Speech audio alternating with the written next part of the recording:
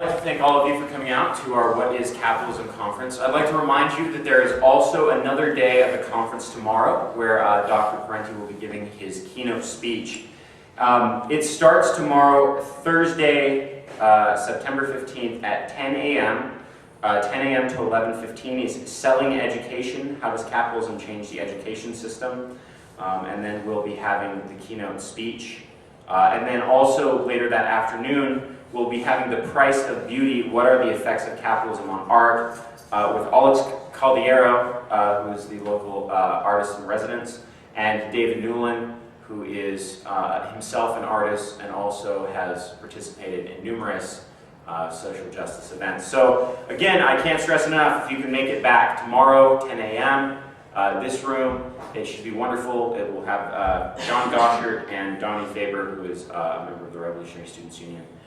That being said, I'd like to introduce our current panel. Our panel is Investing in Poverty, Capitalism in the Developing World. And we're very lucky to have David Knowlton and Lynn here. David Knowlton received his PhD in anthropology from the University of Texas. He is a socio-cultural anthropologist who specializes in the anthropology of Latin America with a focus on the Andes, the anthropology of Mormonism and social theory.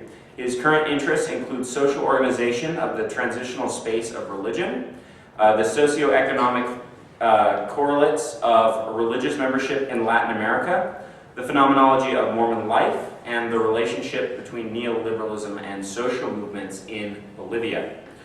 Dr. Lynn, I'm lucky enough to know personally, as I've taken a class.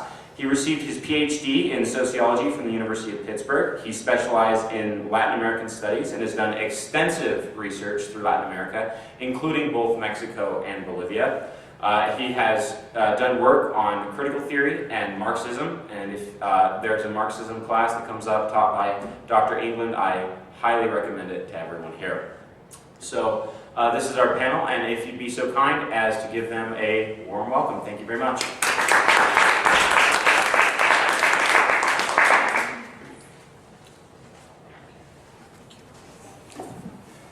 Well, this is kind of a free format forum, which I think is lovely, and so I'm going to take a few minutes and express some ideas, and then I'm really looking forward to hearing Lynn speak, who's somebody who I admire enormously.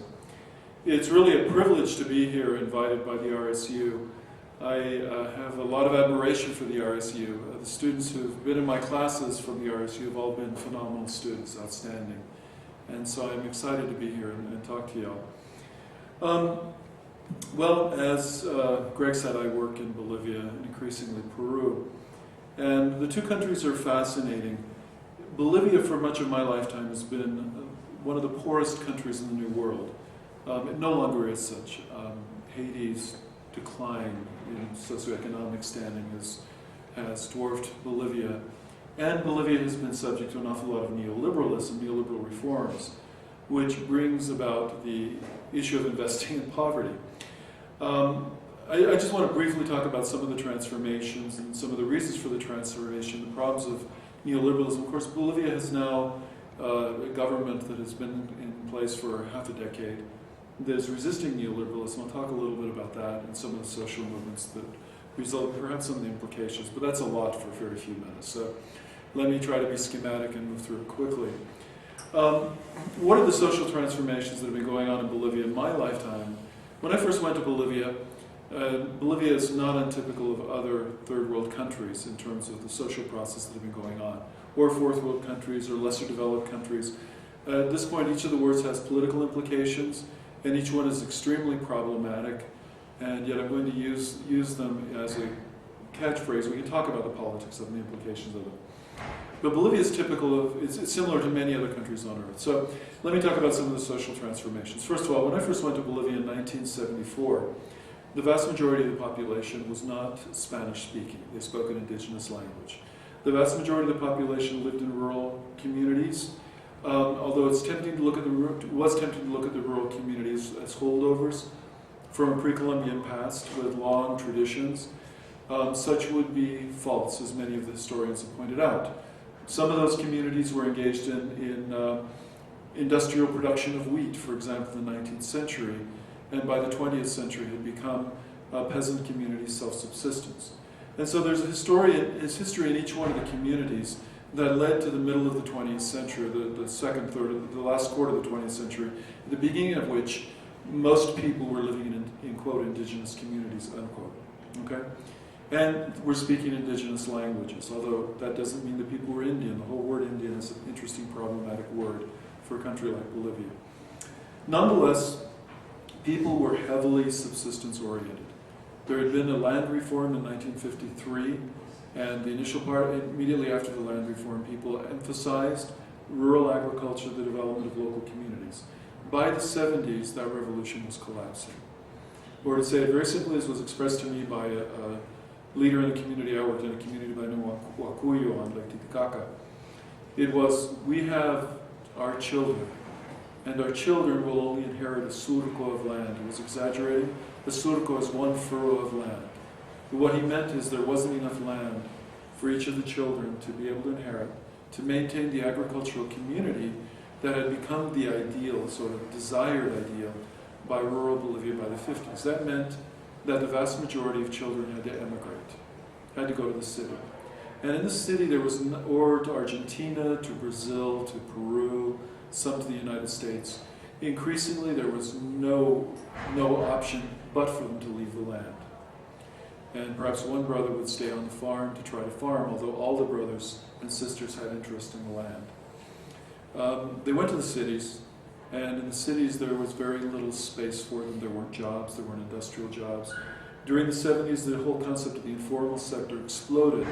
In part, it had to do with the lack of expansion of the capitalist sector. And the ideas of the time were to talk about this population as a marginal population, but they weren't marginal. Instead, they were engaging in kind of penny capitalism. Were very involved in finding means of surviving and developing enterprises in a capitalist market through selling their labor power in any means that they could find to be able to support themselves, and finding space and niches within the cities. We're now 30 years past that, and many of these neighborhoods are now solid neighborhoods with multi-story buildings as people have invested in property, invested in bricks and mortar, invested in their homes, and have tried very hard to put their children through education to be able to obtain professional status. And as a result of this migration, as well as the lack of development of the rural communities, or the lack of possibility of the maintenance of rural communities, we see the radical shift to where now the vast majority of the population, 2/3 of the population, speak Spanish. Most people are bilingual, but within a generation, it's likely that the Indian languages will retreat from being a majority. In the space of 30 to 40 years, will become minority languages, where they'll only be spoken as native languages by maybe 10-20% of the population, or possibly only 15% of the population. We also are in a situation where peasants' subsistence agriculture is no longer tenable. You cannot be a peasant subsistence farmer without cash these days, which means that people depend on their relatives in the city, depend on part-time migration to be able to afford the dream of a rural independent community. And it is a kind of dream.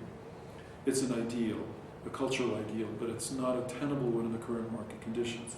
And what that means is that the urban space, the space of employment, as well as the space of migrant labor to the sugarcane fields, the commercial agriculture of northern Argentina, and the growth of massive boom of Buenos Aires, Lima, are important places whereby people find employment that can fund agriculture. At the same time, the little bit that urban people get from agriculture helps sustain the rural communities. This led to a radical transformation of life in rural communities to where national issues are suddenly extremely important on people's horizon in politics. 30 years ago, to go to a rural community was to talk about the rights of the community, the immediacy of the community.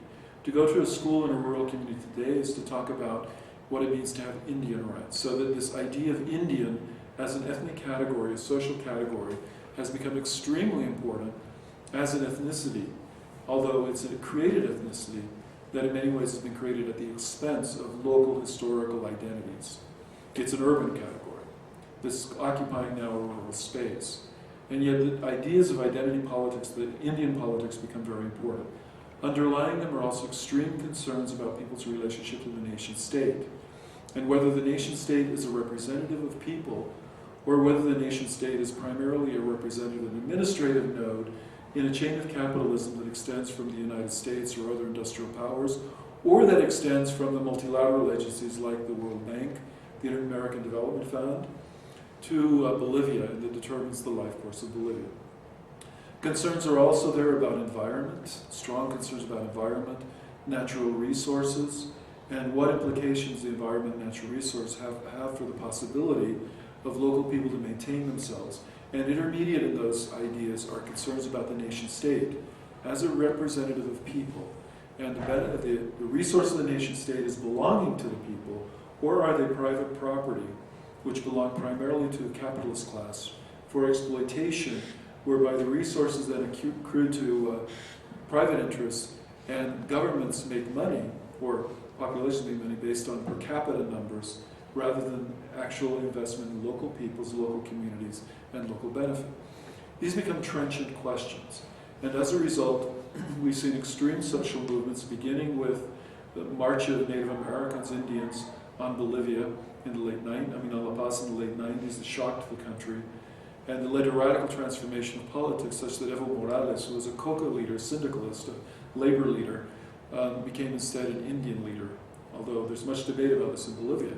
But Indian politics became where it was, not because of Bolivia per se, but it's because of the niche that Bolivian people occupy within an international space, where labor rights don't have resonance in the first world. Sorry, Mark. Labor rights don't have resonance in the first world. Indian rights do, ethnic rights do. Or as I saw a large presentation in the mall in Berlin a couple of years ago, Naturvolk, nature people, have resonance. Nature people that run around in taparrados, as they say in Spanish, loincloths, and perforate their noses with palm spines, have resonance. People with history, with complex class and ethnic histories, don't have resonance. People demanding labor rights don't have resonance.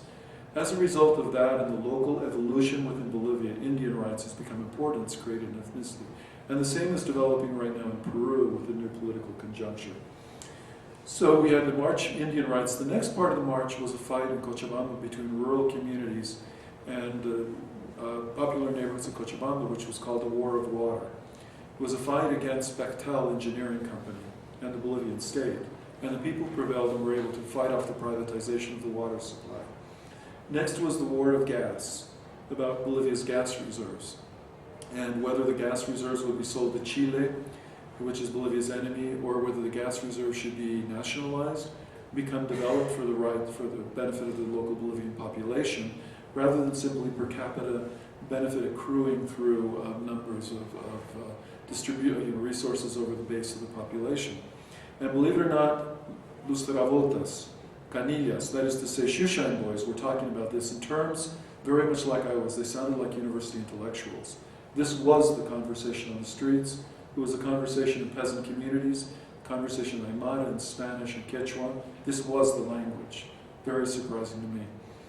And in 2003, the popular uprising of simple people overthrew the president, the Goni, the leader of neoliberalism, and sort of reformist neoliberalism.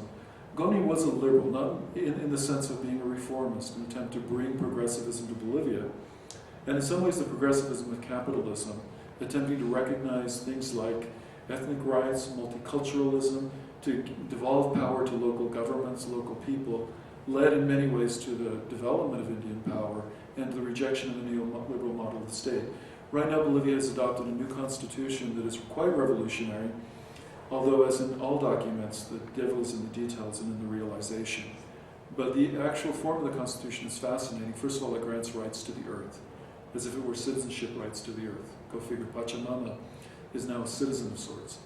It also recognizes the different ethnicities and grants right to people as groups, something that is untenable in much of the world, where individuals have rights, but groups don't have standing, don't have representation, unless they're represented by things like churches or labor unions, movements, so on. Here, now they have standing. And that is going to be developed in terms of indigenous organizations, indigenous communities that right now are being developed, although there are enormous tensions and complications over this that I'm not going to have time to go into. And it also recognizes progressivism of sexual rights, the LGBT thing you guys were talking about before, making Bolivia really quite progressive. Women's rights are also recognized, justified in terms of pre-Columbian understandings of gender and ethnicity, or at least the presumed pre-Columbian. But it becomes a fascinating point. This is spilled over into Peru, and not because Bolivia did it, but because there was enormous pressure within southern Peru. And over the last decade, southern Peru has seen enormous social movements whereby peasants have risen up in Puno primarily. It's Puno and Cusco like a cutting edge of revolution in Peru, along with lowland indigenous peoples. The movements have been over things like the pollution by small-scale minings of waters and pasture lands. Most recently, a rejection of a national model to take a mountain called Capia, which is considered the source of water on the Copacabana Peninsula, and sell mining rights to an international mining company. The development of major mines in the area around Chucuito, as well as other mining concessions. So that for much of the middle of the year, May and June, Puno was blockaded as local people rose up to demand that mining be banned in Puno. Can you imagine a state that lives where mining is the largest single sector of the economy, rejecting mining? And the arguments are fascinating because the militants were arguing they needed to reject mining in order to develop an economy that emphasized subsistence rural communities as an ideal and a model. This has been missed entirely in the national discourse on the movement, which thinks of the people as illogical and irrational. But they're projecting that ideal model of the rural community as a model for human development with full ethnic and rights, as opposed to a national model of capitalism, whereby the state is a mediator between large capitalist enterprises and local peoples. Other movements around gas and around water, like in Cusco, the gas of Camisea, the water that is being tunneled off to the cash crops of Arequipa, where you guys get your asparagus in the winter, or your onions, or your garlic. And then the other big movement is around oil in the lowlands and oil exploitation. One of the fascinating things of contemporary Peru is that the new government of Ollantaytamala recently, just within the month, passed a new law that argues that indigenous populations have the right of refusal over development of their lands. Now, the prior government, Alan Garcia, argued that the subsoil rights inhered in the state, and the local people did not have right over that, hence the conflicts and the challenges. The new law grants the rights of refusal of indigenous peoples to local communities. What that's going to mean in practice, the Lord knows. But right now you have a stage set that is fascinating of popular uprising, where people are presenting other models. Now, is it capitalist or not capitalist? This is going to depend on the kinds of definitions we use of capitalism, and I fear there's often a romanticism as if they're a way of avoiding the kinds of developments we see in the world. In either case, in either model, cash, unequal relationships, relationships with proletarian capitalists, if you will, produce, or the product of the market are very important. What it means, though, is a different model of how those are to be organized, and a different model of politics of how they're to be organized in terms of the state, that is really rich and presents a fascinating transformation on the global stage. I'm not a prophet, so I'm not even going to dare to say what's going to happen. Anyway, here's Lynn.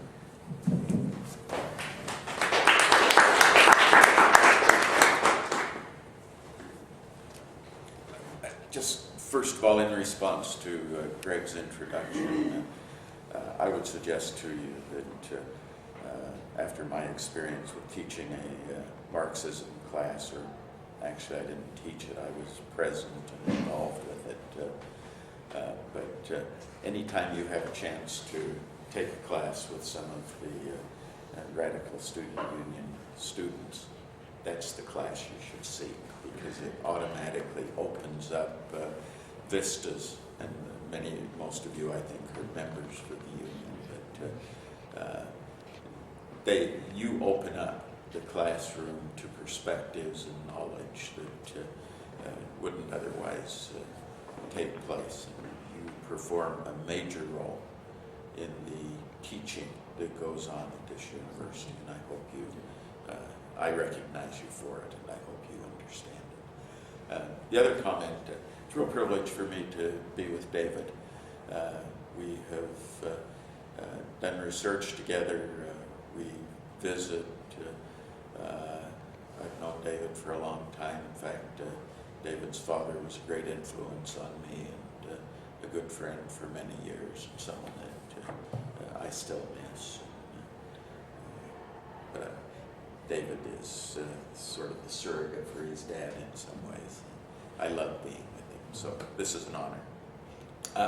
I want to take a slightly, maybe not slightly, different approach. David has talked about his experience in Bolivia and some of the things that are going on there. I thought, and we didn't collaborate on this, but I thought I would start at sort of the opposite end of the spectrum and then work down to this question of investing in poverty. What I wanted to do was to start with the scholarship of some contemporary sociologists who are primarily European and whose focus is primarily on European society, though they treat it much more broadly than, Europe. Much of the scholarship in sociology to come out of Europe in recent years has been involved in a kind of analysis of and critique of modern capitalism. Capitalism itself has developed in particular ways, and these scholars are analyzing what has happened with, in their perspective, the world. One of the key terms that has been developed, and some of the scholars that I'm referring to would be Anthony Giddens, who has been the director of the London School of Economics, Zygmunt Bauman, who has worked and collaborated with Giddens, and then Ulrich Beck, who is a German sociologist, but who has developed similar kinds of ideas. But in the work that they do, they are some of the major developers of the notion of globalization. That is, the world has experienced this kind of growing collection of linkages that there is very little in the world that is isolated, but it is brought into the global. Giddens makes a comment in one of his analyses that in the modern world, to be local as opposed to global is inherently disabling. That the world itself is globalized, and as a consequence, the actors in the world who make a difference are part of this interconnected world. Now, for Giddens, one of the key ideas that develops here is a notion that he refers to as disembedding. And his argument is that in this globalized world, people and organizations are disembedded from their spatial and their temporal locations, so that space in particular becomes increasingly irrelevant. Those of you who work on the internet or Skype or use any of these technologies, you recognize that where you are in a certain sense is irrelevant, because you are forever now in the presence of whomever you would choose to link with. And so the fact that you sit here in Orem and your best friend is in Moscow, that distance is irrelevant. But more importantly, the fact that you have a corporation like Coca-Cola, and at one time we thought of Coca-Cola as being located in the United States, having a kind of local quality that then marketed outward. The idea of disembedding is that Coca-Cola ceases to be located any place, but is located every place. And so it is no longer something that can be identified with the United States. It's much broader than that. Interesting illustration of I think this sort of thing is, I have a photograph of Subcomandante Marcos, the leader of the Zapatista movement in Mexico, a great man who his movement flourished right at the time of the enactment of NAFTA. Was in great opposition to NAFTA. Marcos leads this movement, and he always presents him, or did always present himself with a ski mask. And my photograph has Marcos at a table about twice the length of this one. It was taken from the back of a plaza, and you can see the back of the heads of the peasants, and Marcos standing in front, speaking against global capitalism. And across the front of the table is a banner that says, "Enjoy, drink Coca-Cola." And it is this product that disembedded itself.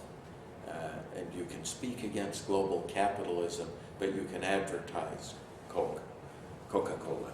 And the success that is involved in this disembedding, where location and in many ways politics becomes irrelevant. The ability of a nation state to control these corporate entities has diminished substantially because they're not located anyplace. And this becomes crucial in this analysis by Giddens. Well, Bauman adds a notion that he refers to as liquid modernity, that the modern world now has ceased to be modern and has become liquid modern. And the reason for the analogy is the fluidity of relationships and of connections in the world. And in Bauman's argument, he suggests that, first of all, we have now established a world where the question is not production, the question is consumption. That we are not producers of goods, but we are consumers of goods. And who we are is created out of the goods that we consume. So that Bauman talks about the notion of an identikit. And the identikit is the fact that if I want to present myself, and I do have the sense of power, that I can present myself as I would like. If I want to present myself as a very active, physically engaged person who is a great mountain biker and skier, in order to do that, I have to be a good consumer of those commodities. I have to know what's out there. I have to know the qualities. It's not good enough that it just have the right brand name, but it is that the right brand name stands for something that operates in particular meaningful ways. Don't just buy a mountain bike, but you buy a mountain bike that has the appropriate qualities. But you also recognize, in Bauman's view, that this is continually changing, so that today's alloys and today's derailleurs, today's accessories to the mountain biking are continually improving and changing. And so you don't buy a mountain bike with the idea that you will have a relationship to that mountain bike forever. You recognize that as soon as you buy it, you've got to be prepared to shop again and buy a new mountain bike that is better than the one that you possess. But it is, in Bauman's view, a sort of frantic life. I don't just buy a computer and become attached to it. I know that as soon as I buy it, I've got to be ready to shop again and be ready to purchase the next computer. And if I have a 5-year-old laptop, I have to apologize to you because I'm out of step with the world. And so there's this frantic consumerism. Now, in terms, Bauman says, in terms of the definition of the poor, this is an interesting sort of shift, because now, see, before the poor could at least redeem themselves by going to work for low-paying jobs and being able to say, yeah, I'm poor, but I produce something. But in the consumer's world, where it's not what you produce but what you consume, the poor are now really surplus property. They have no place because they're not participants in consumption.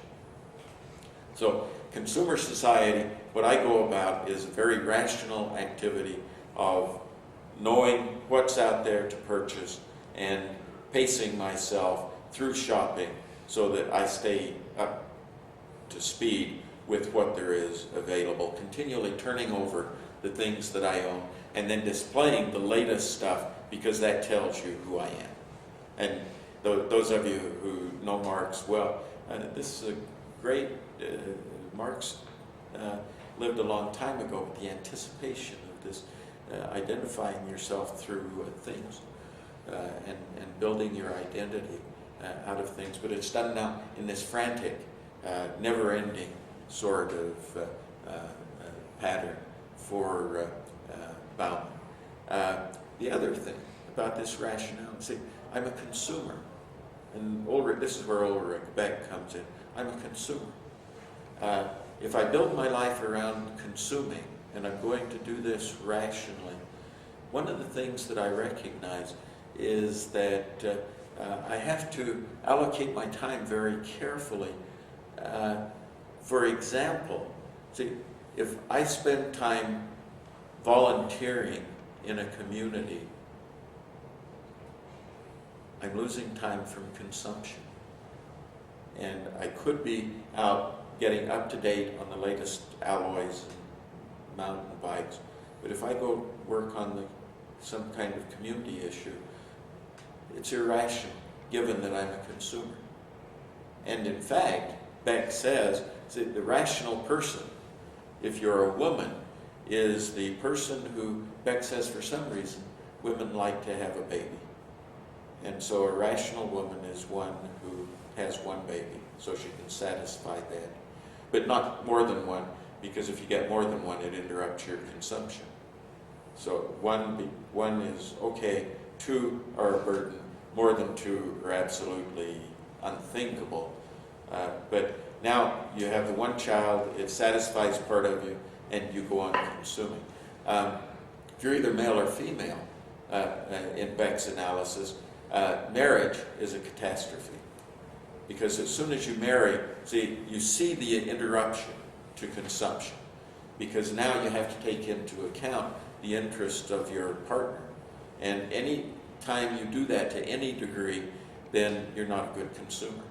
And so for Beck, the rational world of consumption is a world that consists of single women who are professionals, who are active consumers, who have one child, and single men who may have sired a child, but whose primary orientation is toward his own consumption. And in this process, you avoid community and connections. And there, David avoided prophecy. Their prophecy is that this will be the model for the globe, and especially for Europe and the other so-called developed countries. Well, this analysis, to me, is a sort of fascinating thing, where what they're talking about is not global society, but it is a society of consumers that is primarily located in 2 or 3 geographic areas and is built off of the poverty of the rest of the world. The only way that this kind of system can operate, the only way that you can have a Europe, is if you have an Africa and a Latin America and parts of Asia. That the things that you consume can only be made available to you if it's built on the backs of the rest of the world. And so you now have this kind of process where you have a consumer space. If you want to consume, you know where you go to consume. But there's the rest of the world that good consumers leave and producers are stuck there. It's the person who has to help raise the asparagus that is to be consumed in the United States and Europe. Or the person who manufactures the coffin that you will bury your loved one in the United States. But the workmanship is based on poorly paid labor in northern Mexico. And you depend on this sort of difference. But then capitalism modifies itself. See, you recognize, okay, these people on whose backs we're building the world shouldn't be completely absorbed in consuming, but they ought to be able to do some consuming. And in fact, there's a market for this sort of second-class consumer. Paul Gilroy has done some very interesting analyses of this in his work, where he talks about you develop an automobile industry that is an industry for the consumer. But then you recognize, a lot of poor people can't afford big houses, but they can afford an automobile that is designed for them. And you now begin to create automobiles that aren't quite the Audi, BMW kind of automobile that the good consumer in Europe and the United States has. But it is an automobile that both allows the poor person to express him or herself, and you market it to them. And so you now may have accessories that you attach to a cheap automobile to lower its center of gravity and paint it up and make it function in particular ways that then marks you as a poor consumer, but someone for whom you now have your automobile. And similarly for things like music, you now have them as participants, but not as full participants in the consumer society. And again, it's important that they not become full consumers. In this process, part of what you do is you need workers, but you need isolated workers. And so you see attached to globalization kind of attack on workers' organizations, that workers' organizations become disempowered. You organize in northern Mexico as a union. All the global capitalist has to do is move to China, where it's more difficult to organize. And it's partly wages, and it's partly the fact that you unionize, we'll just move out. We've done that before.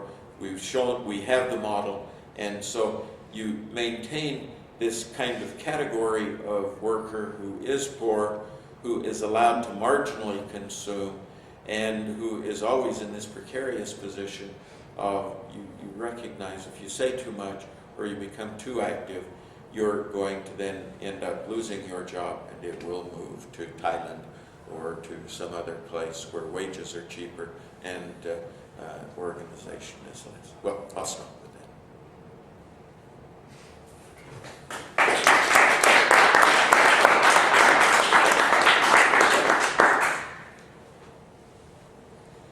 I guess mine is just like a comment in what you were just talking about.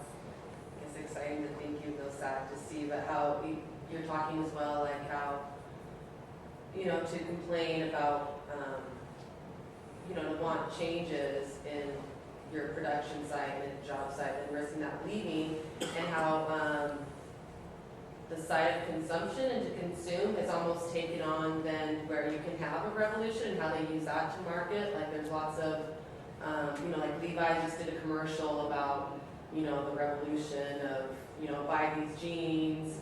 And so even how we then think of like social change, how they market that, I think it's just interesting thing. I don't know if you have anything else to add to that or.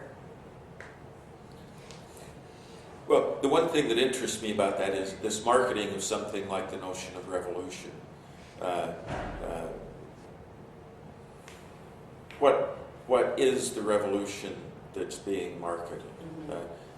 No, there is this great industry in Che Guevara T-shirt, and you buy the T-shirt and you wear it and drive down the street in your BMW, and you feel like a true revolutionary because you're not part of the mold. You have broken the mold by wearing the Che shirt and having a car that many people can't afford.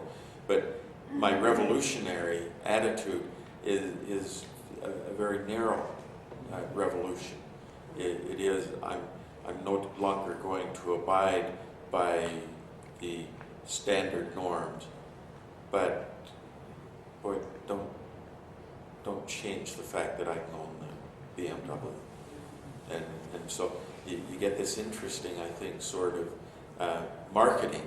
It's sort of similar to what's done in the opposite direction. You market the automobile for the person who lives in the African American ghetto that is designed to allow for the sound systems and the things that would be appealing to the poor African American, but always as a way of kind of keeping them there and not making them true revolutionaries where they'll change the system.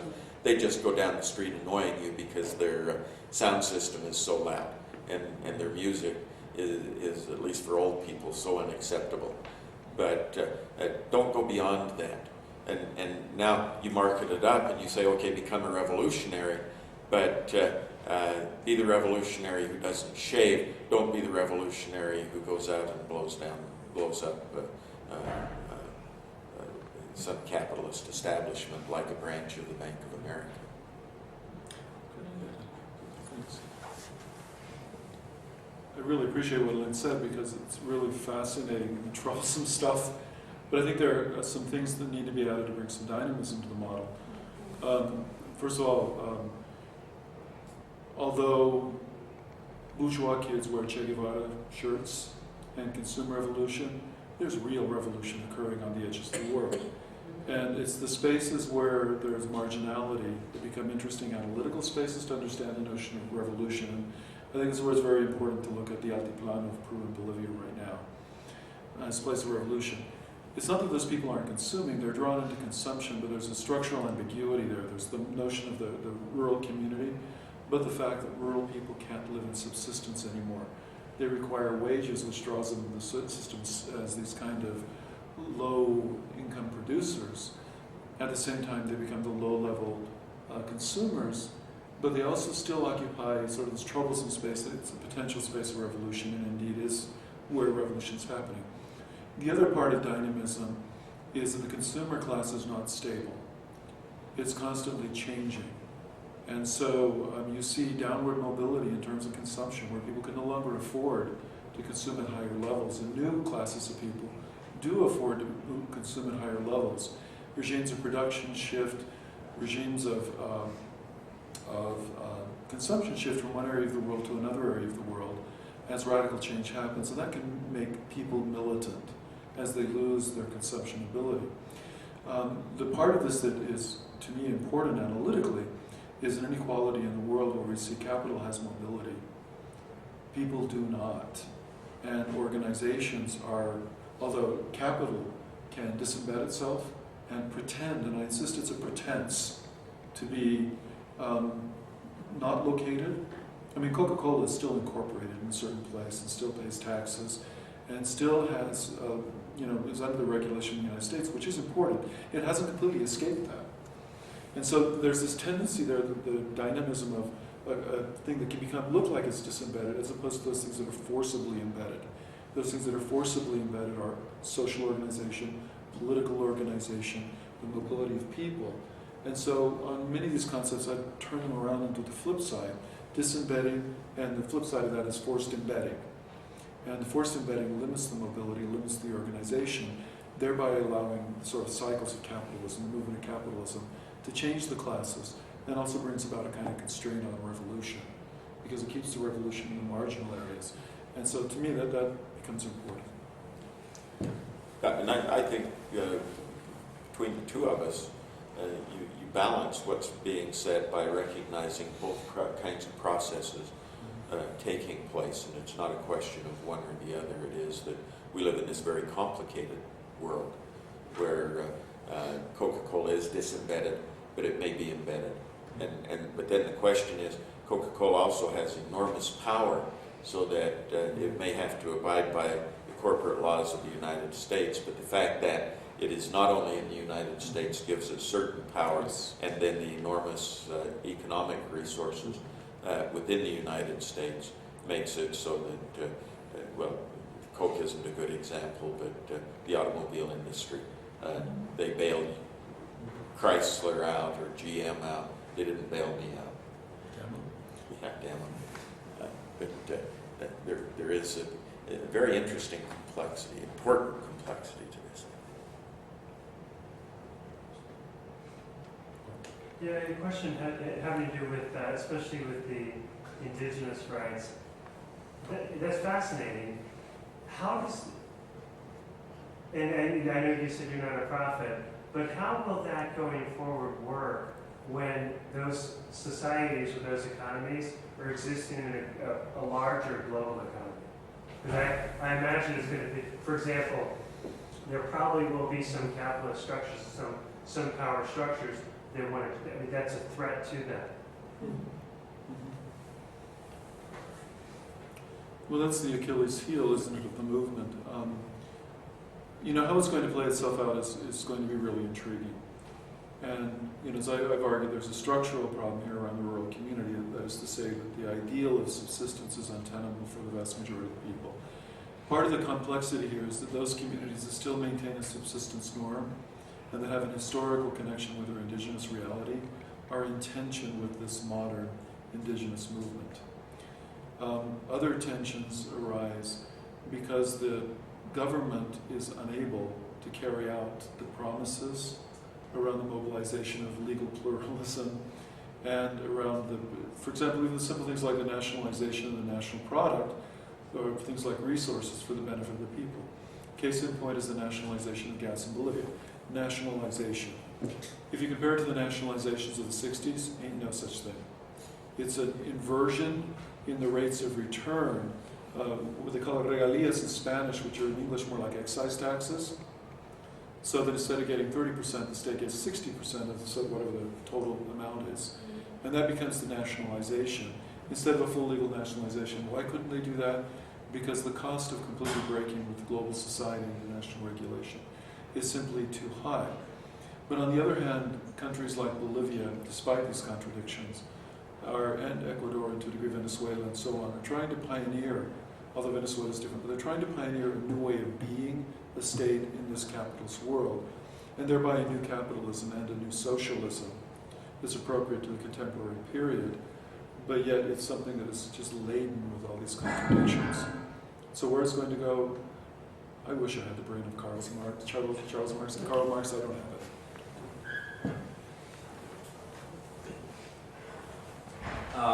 Yeah, Lynn, you talked about commodity fetishism and these notions of like consumer producer. My question to you is in some cases, is it a false dichotomy simply because they're potentially overlapping? You know, producer can be a consumer in a certain context, and so I suppose my question is in regards to building a movement, where do you make that distinction? Which David sort of went into a little bit in regards to Bolivia. Well, in the analysis, it's done by Bauman. It isn't the production stops, of course. It's that the value placed on production and consumption shifts. So that his argument is that if you were to go back to, say, the 1950s, a person could be seen as being a person of value because they worked in the steel mill. They performed a particularly significant activity within the total economy, and you could then go about presenting yourself as a steel worker, and that was a source of respect. Bauman's argument is that that value has shifted so that whatever you produce, you have to do it in order to participate in consumption. But that's not the important thing about you. It is the fact that if you claim to be an outdoorsman, you know what North Face has to offer, and you know what Patagonia has to offer. And how you get your money is basically irrelevant. The important thing is you are able to present yourself through Patagonia and North Face. And you have the right emblems. But it's not just the emblem, because Nike has the emblem. It is that it's this technology that is present in North Face. And so it's again, not that production goes away, but it's the shift in what is important. Yeah. And then, let's see, the other part of your question. In regards to building movement, where do we make this distinction? Would it apply to someone like Bolivia or Peru or Mexico, which you started out your introduction? Well, part of, I think, the challenge for this whole analysis, and I go back, say, to what I saw in the 1960s, where I was a very young man then, and going to school, I saw many of my generation who had been raised to be organizational persons, who the career and working within the bureaucracy, and there was a kind of model there, conforming yourself to the bureaucracy, and the idea was that would make you happy.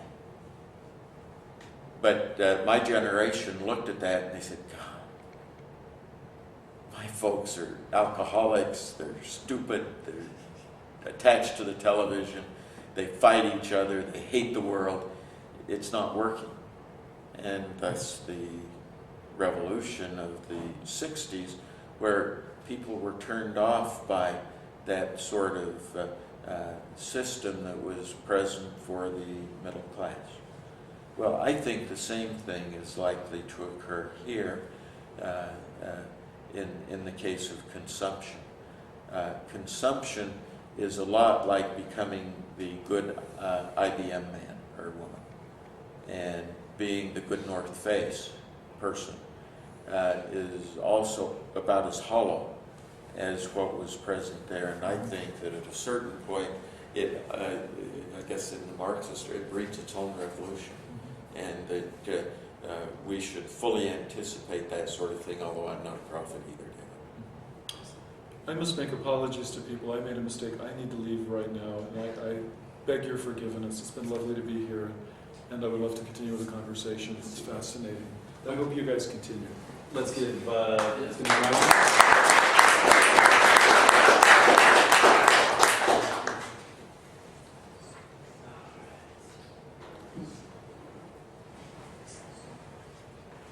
Again, I'd like to thank all of you for coming out. I'd like to remind you again, I cannot stress this enough, Utah Valley University's John Gosher has a PhD and does literature. I'm sure anyone who goes to school here knows him. He's fantastic. He will be speaking tomorrow at 10 on education. I thank you all for coming, and I hope I will see you tomorrow.